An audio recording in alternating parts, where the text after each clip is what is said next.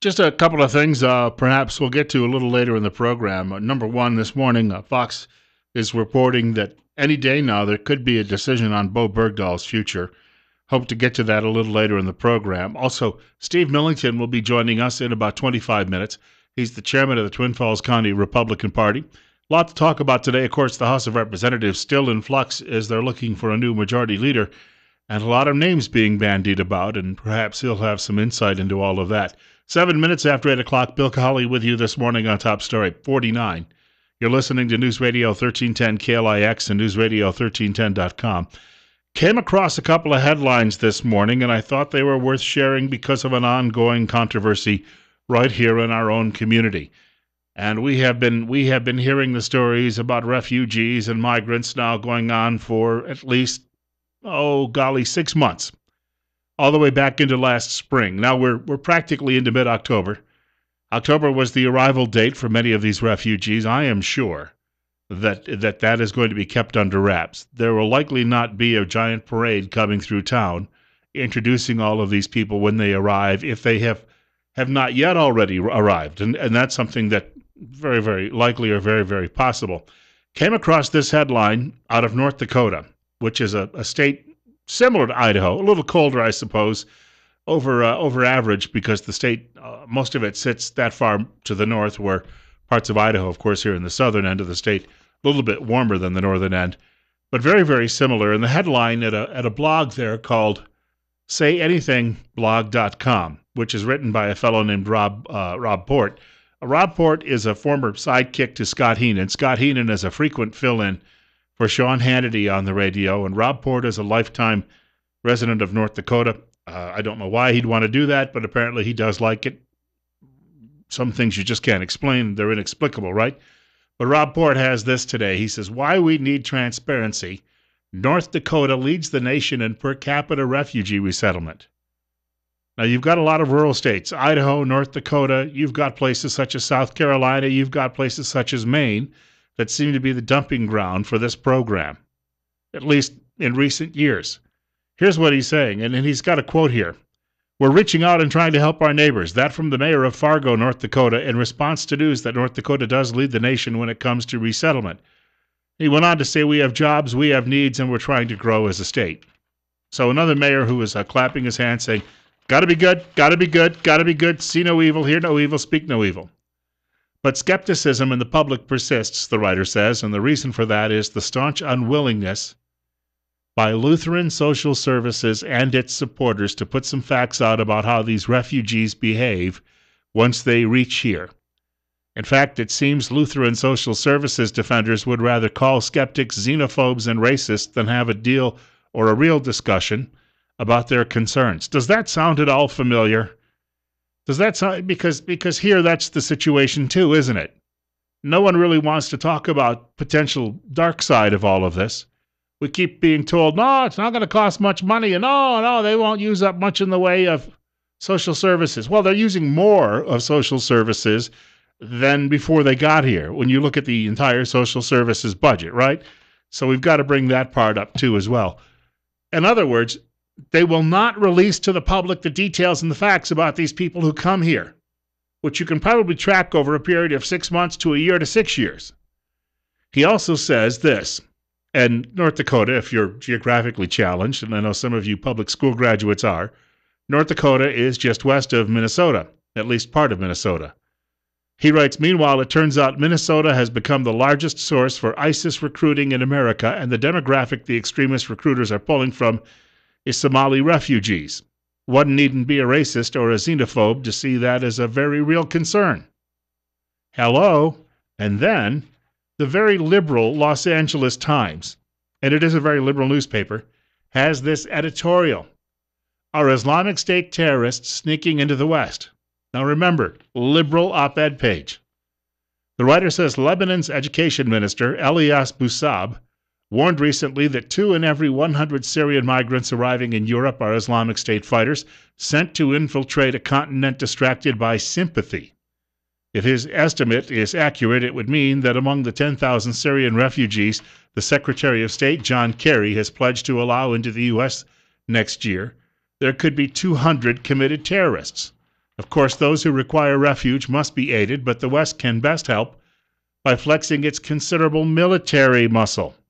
Many Western leaders appear so self-satisfied with answering the call for refuge that they have fooled themselves into believing that their largesse provides a genuine solution. Again, the very liberal Los Angeles Times, that's on the editorial pages. Found that this morning as I was doing a little research for the program. So here you have it. You have people in North Dakota who can't get answers about the program. Oh, it's a secret. We told you yesterday the American public is overwhelmingly opposed to all of this. Here we're supposed to have a majority rule. Well, apparently that's going to be ignored. To heck with the public. To heck with public opinion.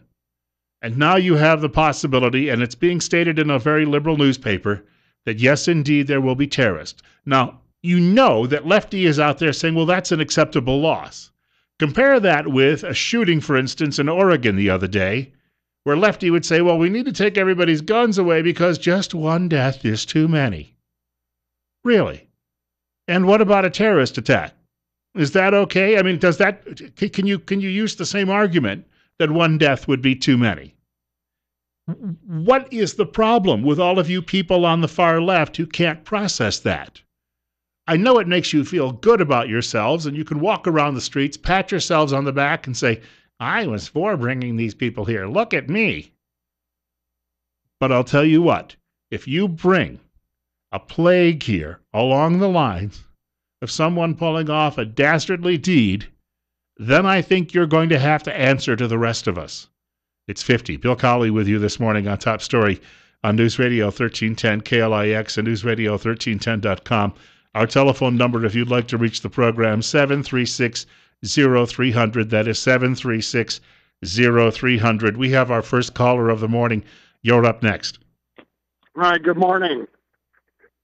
I don't have a problem with the immigrants. It is the people that are bringing in the immigrants I have a problem with, in that I think we should look at receiving the same services that the that the refugees are receiving. However, you call your attorney, which offers free pro bono services and whatnot to the refugees, and all of a sudden you're billed for his time. Yeah. I just want the same. I want the same benefits that the refugees are receiving, because I'm the one, and we are the ones that are paying for those services. And, you know, I hear people all the time talk about Americans who are on the dole, and we complain about that. But you know what? Well, thanks for the call. I'd much rather be taking care of my fellow Americans at this moment, some of whom, I confess, are very much in need. We had this conversation yesterday because of what happened in Lewiston, Maine, and I shared some of those details on the air. The elderly, and of course we mentioned veterans, they are not getting what they need in this country, especially our wounded warriors. What is the problem with the left? Do they despise their own countrymen? Are you going to try to tell me that, well, those people have already gotten their reward? Ha ha ha. He got his leg shot off at war. He got his reward. Ha ha ha. You're full of baloney. It's the same story in Europe, where the elites continue to try to cram this down a public throat, a collective public throat.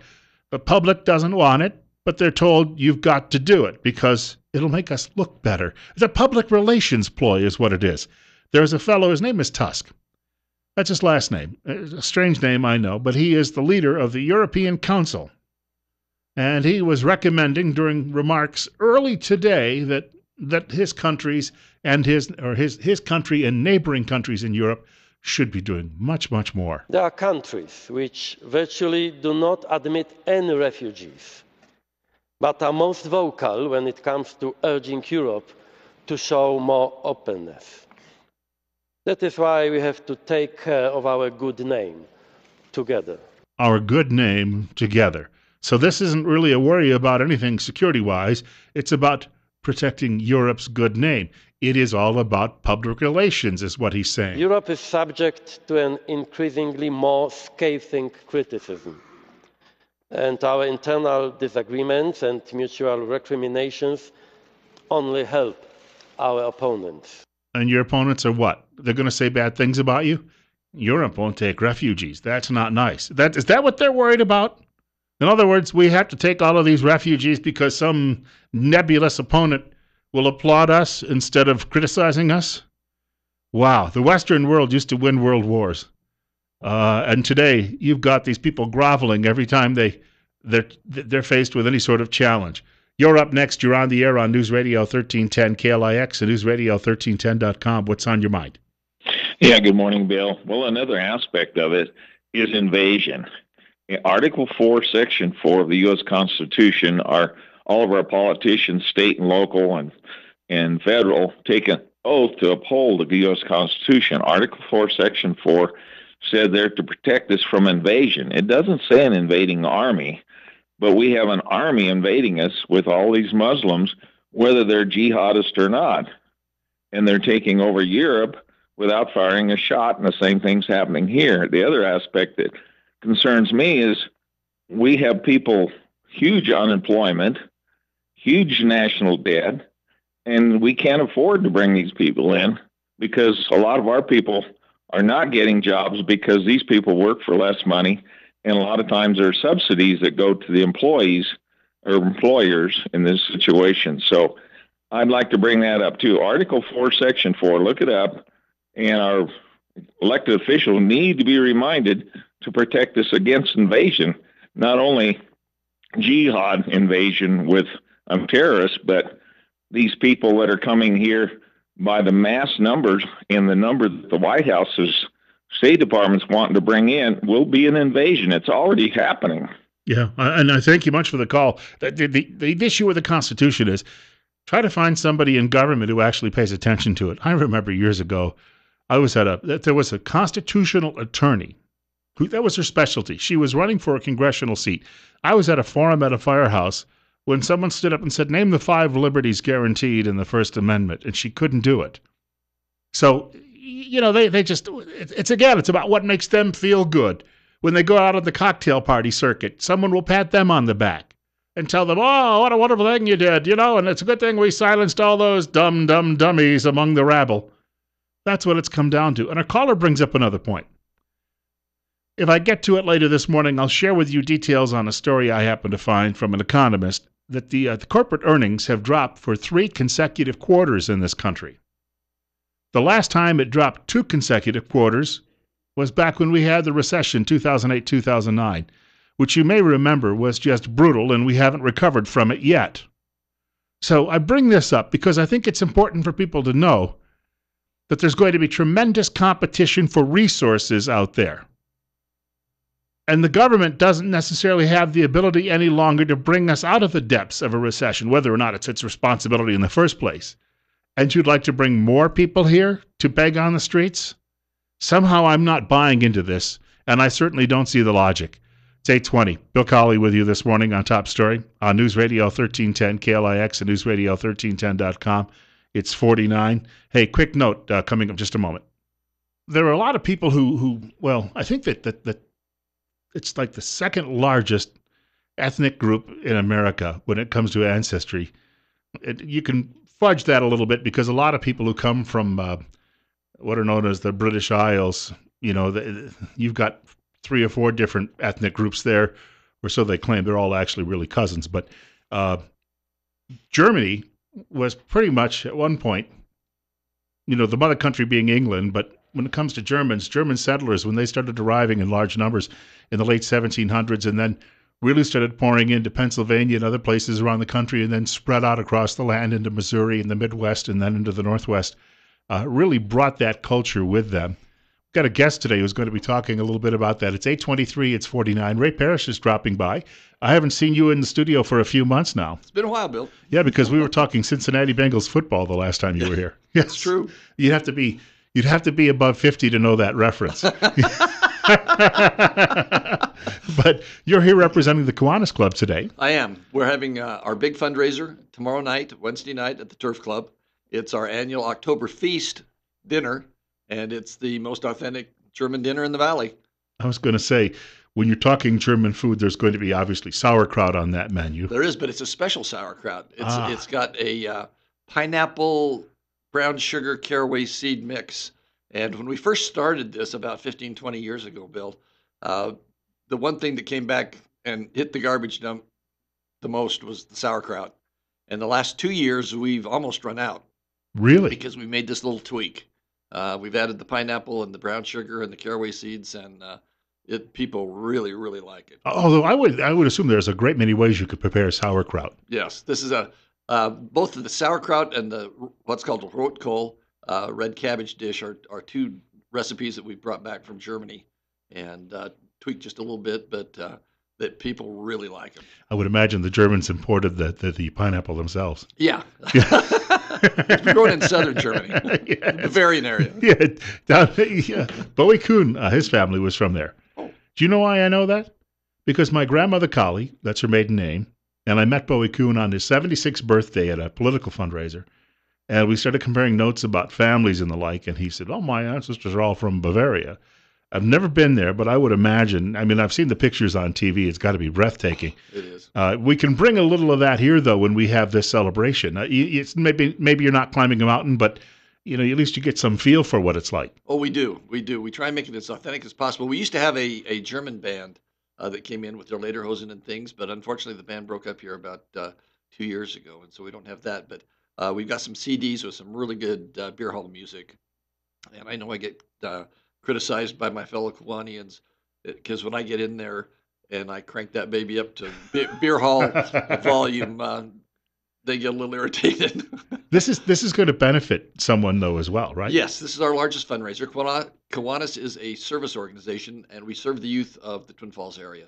And so this allows us to get funds to be able to help our key clubs, which are service and leadership groups in the Twin Falls, Kimberly, and Canyon Ridge high schools. We do Boys State, Girls State. We help the Boy Scouts, Girl Scouts. Basically, any group that is youth-focused can come to Kiwanis and ask for help and assistance in what they do. How do people go about getting tickets for this event tomorrow? They can get them at D.L. Evans Bank. That's where I work. Or they can pick them up at the door tomorrow night. And it goes from 4:30 till 8. What's the cost for an event like this? The cost is $9 for adults. Seniors can get in for $7 if they come before 6. Families can get in for $25. I was going to say there was a Basque dinner in Gooding last Friday night, and I think it was more expensive than this event. So this is you'd call this very affordable. Oh, very. And you get bratwurst from Falls brand. You get rotkohl and the sauerkraut. We have boiled potatoes, a little bit Irish in there, I guess. Yeah. And then a roll and ice cream for dessert. Soft drinks come with the meal. And if you want beer or wine, that's available. I was going to say, when you mentioned the music earlier, I used to live near a Budweiser brewery. In fact, my college roommate, it was probably a mile from his house.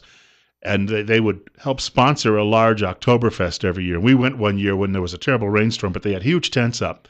And we went to hear a lot of the bands that were playing. Even on a rainy night, there's something very upbeat about the music that accompanies this. Very. It's very upbeat. It's high tempo. A lot of people refer to them as papa bands. But it's very, very festive mood when you're there. I was going to say, I remember there was a Pink Panther movie where Peter Sellers attends one of these things. And it was just raucous with tables and, the beer maids and everything else in the scene of the movie. And now there we're a little more subdued. We have our Key Club kids from the high schools bus our tables and bring your food to you. And so it's a little more demure than that. They learn a little bit about service then, too, that way. They do, really well. And it gives us a chance as Kiwanians, adults, to be able to intermix with these youth in the high schools, and it really makes for a great opportunity. Now, are you going to be wearing that tomorrow night? I will be. This is radio, but give you an idea. He looks like he's ready for this. I cooked the bratwurst behind the turf club over it's a 55-gallon barrel that's cut in half. It's over charcoal, and so I'm back there grilling up the brats and getting them ready. I was going to say, when you're doing something like that, I remember doing an event years ago when we were running out of food, and one of our organizers owned a watermelon farm. So he called the farm, and they sent over a truckload, and we spent the remainder of that evening with him out back slicing up watermelon for everyone. But he loved every minute of it. I mean, it's because even when you're working during something like this, you get caught up in the emotion of it. Oh, you do. It's fun. It is really fun. And the public has been great to support us in this, and we really appreciate them coming out. So again, tomorrow night, starting at 4:30. 4:30 to 8 at the Turf Club. And we'd love to have everybody show up. Easy to find. My tax preparer is about a block away from there. So know the neighborhood well. Again, thank you for coming by. Herzlichen Dank. Oh, my gosh. He was prepared. I was going to say, if you saw the hat, too, he had to go far and wide to find that. We've got 8:30 coming up. Steve Millington, too, in just a couple of minutes. Want to thank Ray Parrish for coming by from the Kiwanis Club. It's 50. Bill Colley with you, too, on Top Story on News Radio 1310, KLIX, and NewsRadio1310.com.